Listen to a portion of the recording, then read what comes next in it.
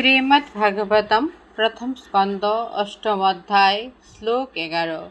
সুত উবাচ উপধার্য বচস্তস্যা ভগবান ভক্তবৎসল অপাণ্ডবমিদং কর্তুম দ্রোণেয়াশ্রম অবুদ্ধত।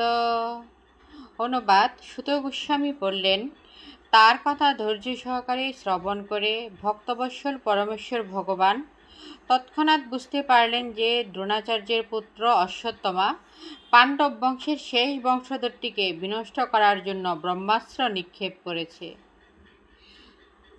সুত উবাচ, সুত গোস্বামী বললেন, উপধার্য ধৈর্য সহকারে শ্রবণ করে, বচ কথা, তস্যা তার, ভগবান পরমেশ্বর ভগবান, ভক্তবৎসল যিনি তার ভক্তদের প্রতি অত্যন্ত স্নেহপরায়ণ, অপাণ্ডবম পাণ্ডবদের বংশধর শূন্য, ইদম এই, কার্তুম করার জন্য, দ্রোণে দ্রোণাচার্যের পুত্র, অস্ত্রম অস্ত্র,